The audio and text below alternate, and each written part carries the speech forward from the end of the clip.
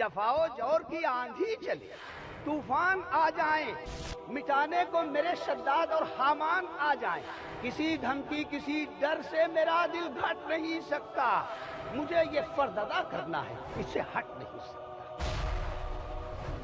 کہ جب آپ ٹھان لیجئے تو پھر اللہ پہ بھروسہ کیجئے۔ یہ مکڑی کے جالے ہیں جن پہ آپ نے بھروسہ کر رکھا ہے۔ نبی کی سیرت کا یہ سبق، جب کوئی بڑا کام لے کے اٹھیے تو آپ کی نظر اللہ پر ہونی چاہیے، انشاءاللہ کامیابی ہو۔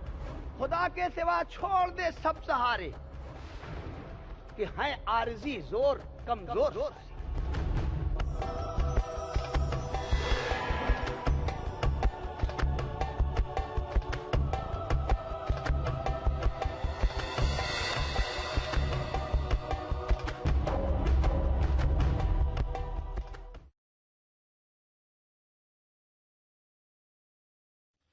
آج کی ہماری اس نشست کے جو مقرر ہیں وہ انتہائی مشہور اور اہم شخصیت کے حامل ہیں۔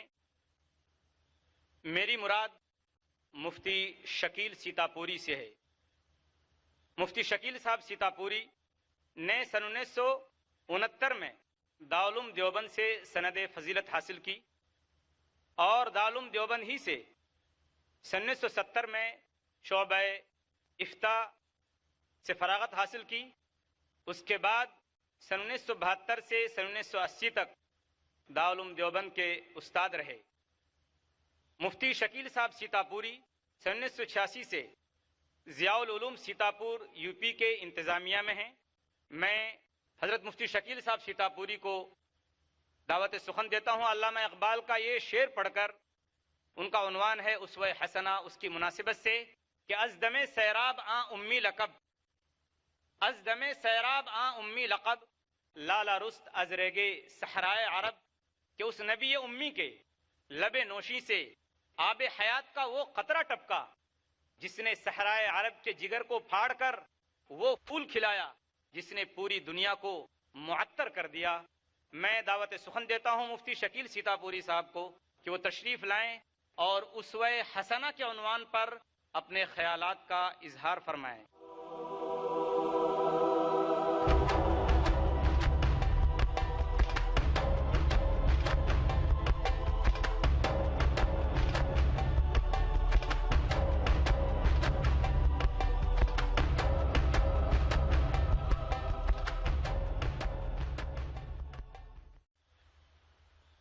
بسم اللہ الرحمن الرحیم۔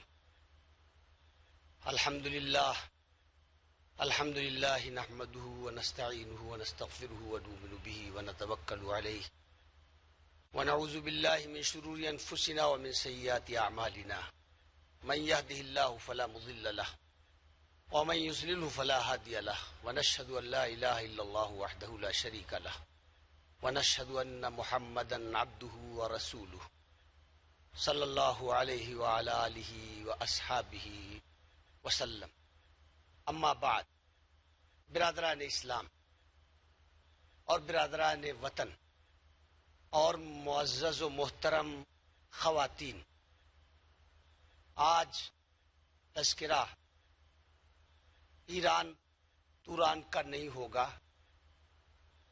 آج تذکرہ چین اور جاپان کا نہیں ہوگا، بلکہ آج تذکرہ عرب میں پیدا ہونے والے سید الکونین، شفیع المذنبین، محبوب رب العالمین، آمنہ کے لال، کالی کملی والے محمد عربی صلی اللہ علیہ وسلم کا تذکرہ ہوگا۔ نہ کوئی داستاں ہے جس میں لطف داستاں بھر دوں، نہ کوئی داستاں ہے جس میں لطف داستاں بھر دوں، نہ افسانہ ہے جس کو جس طرح چاہوں بیاں کر دوں۔ یہ قرآنی بیاں ہے ایک کالی کملی والے کا، وہ جس کے نور سے ظلمت نے منہ دیکھا اجالے کا، اسی کی زندگی نے زندگی کو زندگی بخشی، گلوں کو رنگ مہر و ماہ کو تابندگی بخشی. اسے شمس الضحیٰ کہیے، اسے بدر الدجا کہیے، مگر اس کی شریعت کا ادب مانے ہے کیا کہی. حضرت صلی اللہ علیہ وسلم کا اسوہ حسنہ، حضرت صلی اللہ علیہ وسلم کی سیرت مقدسہ کا پہلا سبق کیا ہے، اور وہی پہلا سبق کلید کی حیثیت رکھتا ہے، کنجی ہے سیرت کے اسباق میں سب سے بڑا وہ سبق ہے. افسوس کہ ہم سیرت کو سنتے ہیں مگر اس کان سے سنتے ہیں اور اس کان سے اڑا دیتے ہیں. اللہ کا خوف، آخرت کا خوف رکھ کر کہ اللہ کا حکم ہے کہ اس سیرت کے سانچے میں ہم اپنے آپ کو ڈھالیں، آخرت میں یہی سیرت ہمارے کام آئے گی. اگر خوف خدا اور خوف آخرت رکھ کر ہم سیرت کو سنیں تو سیرت ہمارے اوپر اثر کرتی ہے اور عمل کا جذبہ بیدار ہوتا ہے. غفلت سے سنتے ہیں، اللہ اور آخرت کی یاد سے غافل ہو کر سنتے ہیں، اس لیے اثر نہیں ہوتا. لقد کان لکم فی رسول اللہ اسوۃ حسنہ لمن کان یرجو اللہ والیوم الآخر وذکر اللہ کثیرا. رسول اللہ صلی اللہ علیہ وسلم کی زندگی میں نمونہ ہے. غفلت شعاروں کے لیے نمونہ ہے، جو وقت گزارنے کے لیے سیرت سنتے ہیں ان کے لیے نمونہ ہے، جو ٹائم پاس کرنے کے لیے سیرت سنتے ہیں ان کے لیے نمونہ ہے، جو چٹپٹے الفاظ سننے کے لیے آتے ہیں ان کے لیے نمونہ ہے. حاضرین، جیسی نیت ویسی برکت. ٹائم پاس کرنے والوں کے لیے نمونہ نہیں ہے، غفلت کے ساتھ سیرت سننے والوں کے لیے نمونہ نہیں ہے. لقد کان لکم فی رسول اللہ اسوۃ حسنہ، رسول اللہ کی زندگی میں نمونہ ہے. کس کے لیے؟ لمن کان یرجو اللہ والیوم الآخر وذکر اللہ کثیرا. جن کے دل خدا کے خوف سے اور آخرت کے خوف سے لرز رہے ہیں اور جن کی زبانیں ذکر الہی سے تر ہیں، ان کو سیرت میں نمونہ ہے، ان کو عمل کی توفیق ہوتی ہے. یہی سیرت کے سننے کا ادب ہے. یہ آداب سیرت ہیں. آداب کو برتو گے تو فائدہ ہوگا. با ادب با نصیب، بے ادب بے نصیب. آنا ہے جو بزم جانا میں، پندار خودی کو توڑ کے آ. مغرور دل لے کر، غافل دل لے کر، بے پرواہی کے ساتھ سیرت کی مجلس میں آؤ گے تو کچھ فائدہ نہیں ہوگا. آنا ہے جو بزم جانا میں، پندار خودی کو توڑ کے آ. اے ہوش و خرد کے دیوانے، یا ہوش و خرد کا کام نہیں.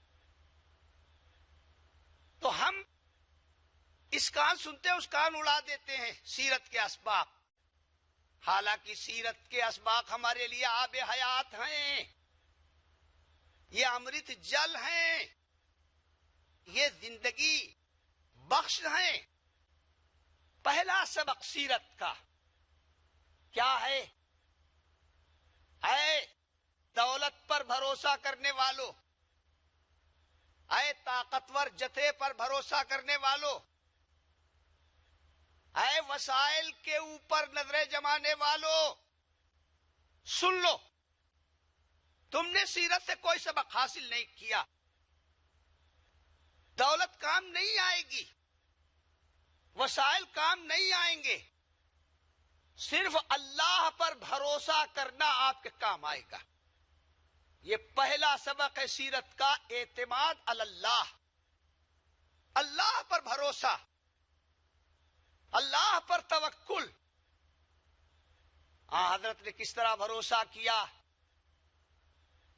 کہ جب رسول اللہ صلی اللہ علیہ وسلم نے کوہ صفا کی چوٹی پر چڑھ کر اعلان کیا، یا ایھا الناس قولوا لا الہ الا اللہ تفلحوا، اے لوگوں کہو کہ اللہ کے سوا کوئی عبادت کے لائق نہیں، کامیاب ہو جاؤ گے. اس آواز کو دبانے کے لیے غور فرمائیے، میں بیان کر رہا ہوں رسول اللہ کا اعتماد علی اللہ، کہ اللہ پر آپ کو کتنا بھروسہ تھا. ذرہ ذرہ دشمن ہو رہا ہے، مخالفت کی آندھیاں چل رہی ہیں، قدم ڈگمگانے کے لیے سارے جتن کیے جا رہے ہیں، مگر اللہ پر اعتماد آپ کا اتنا مضبوط تھا کہ ایک نگاہ غلط انداز بھی عداوتوں پر، اڑچنوں پر، رکاوٹوں پر، اعداء اللہ پر آپ نے نہیں ڈالی.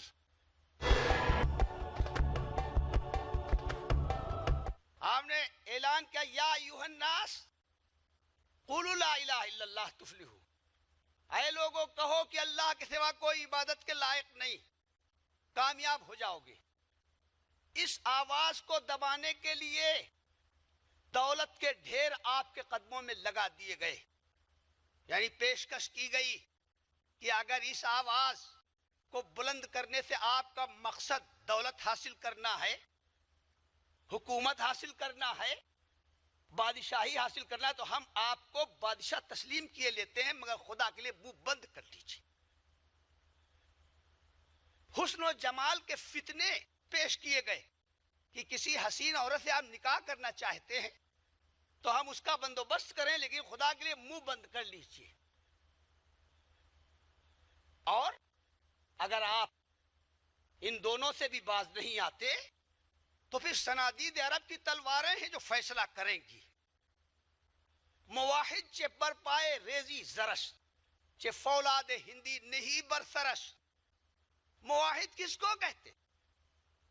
کہ تلوار سر پہ رکھ دیا جائے، آرا سر پہ رکھ دیا جائے اور دولت میں قدموں کے ڈھیر لگا دیے جائیں، لیکن نہ آرے کا خوف اس کو اپنی جگہ سے ہلا سکے اور نہ دولت اس کے اندر طمع پیدا کر سکے، اس کے قدموں میں لرزش پیدا کر سکے. تو کہا گیا کہ دولت لے لیجئے، حکومت لے لیجئے، حسین و جمیل خاتون سے نکاح کر لیجئے، ورنہ ہماری تلواروں سے مقابلے کے لیے تیار ہو جائیے. ابو طالب کے پاس گئے اور کہا اپنے بھتیجے کا منہ بند کیجئے ورنہ ہم سے مقابلہ کیجئے.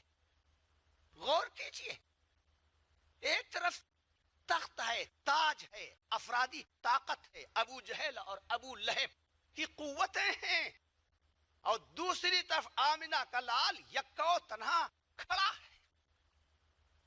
آپ کی آنکھوں میں آنسو آ گئے کہ آخری سہارا بھی ٹوٹا جا رہا ہے. یادگار شمع محفل تھی وہ پروانے کی خاک، صبح تک وہ بھی نہ چھوڑی تو نے اے باد صبا. پھر آپ نے فرمایا چچا یہ چند تلواریں کیا ہیں اور یہ چند سکے کیا ہیں؟ جس کو غلط فہمی ہو وہ اپنی غلط فہمی کو دور کر لے. خدا کی قسم یہ دنیا کیا، دنیا سے بڑی طاقت، یعنی سورج کا گولا اگر میرے داہنے ہاتھ پہ رکھ دیا جائے، سورج کے گولے میں ہزاروں زمینیں سما جائیں، اتنا بڑا سورج کا گولا. اگر سورج کا گولا میرے داہنے مٹھی پہ رکھ دیا جائے اور چاند کا گولا میری بائیں مٹھی پہ رکھ دیا جائے اور یہ توقع قائم کی جائے کہ جس مٹھی سے میں نے توحید کا دامن پکڑ رکھا ہے وہ مٹھی میں ڈھیلی کر دوں گا تو یہ خام خیالی ہے، یہ خواب پورا نہیں ہو سکتا. یا توحید کا دامن میرے ہاتھ سے نہیں چھوٹ سکتا، یا توحید مکمل ہو کے رہے گی یا میں اس کے راستے میں کام آ جاؤں گا. ایک دو ظلم کیا، ایک دو اڑچن کیا، ظلم کی آندھیاں بھی مجھ کو روک نہیں سکتی. جفاؤ جور کی آندھی چلے طوفان آ جائیں، جفاؤ جور کی آندھی چلے طوفان آ جائیں، مٹانے کو میرے شداد اور حامان آ جائیں، کسی دھمکی کسی ڈر سے میرا دل گھٹ نہیں سکتا، مجھے یہ فرض ادا کرنا ہے، اس سے ہٹ نہیں سکتا۔ یہ ہے اعتماد علی اللہ، یہ ہے توکل۔ فَإِذَا عَزَمْتَ فَتَوَكَّلْ عَلَى اللَّهِ إِنَّ اللَّهَ يُحِبُّ الْمُتَوَكِّلِينَ، کہ جب آپ ٹھان لیجئے تو پھر اللہ پہ بھروسہ کیجئے۔ یہ مکڑی کے جالے ہیں جن پہ آپ نے بھروسہ کر رکھا ہے۔ نبی کی سیرت کا یہ سبق ہے، جب کوئی بڑا کام لے کے اٹھیے تو آپ کی نظر اللہ پر ہونی چاہیے، انشاءاللہ کامیابی ہو۔ خدا کے سوا چھوڑ دے سب سہارے، کہ ہیں عارضی زور کمزور سارے۔ یا ایھا الذین آمنوا استعینوا بالصبر والصلاۃ ان اللہ مع الصابرین۔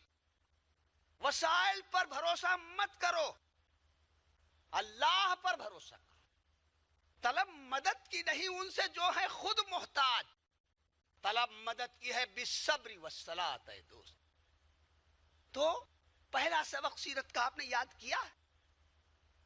کیا اللہ پر آپ کا بھروسہ رہتا ہے یا وسائل پر آپ کی نظریں جم جاتی ہیں؟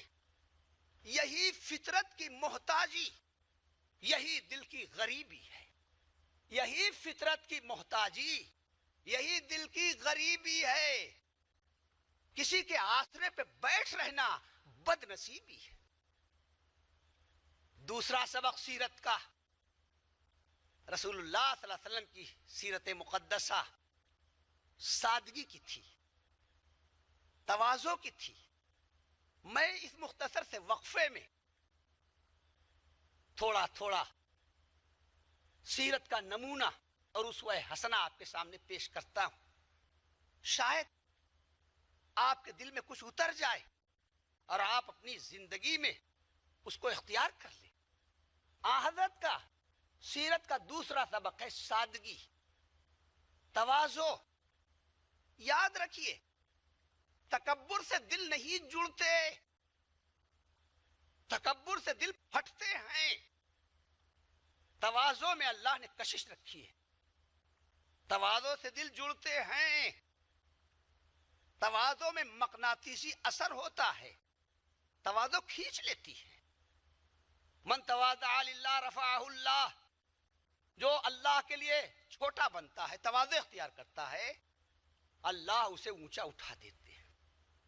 سید الکونین، سلطان دارین، صاحب اسرا، صاحب معراج، ملأ اعلیٰ سے باتیں کرنے والے اور ملأ اعلیٰ تک پہنچنے والے، اور ان کی تواضع کا کیا عالم تھا، اور ان کی فروتنی کا کیا عالم تھا، اور ان کی خاکساری کا کیا عالم تھا۔ حضرت قیس ابن سعد صحابی رسول ہیں، بیٹا بھی صحابی، باپ بھی صحابی۔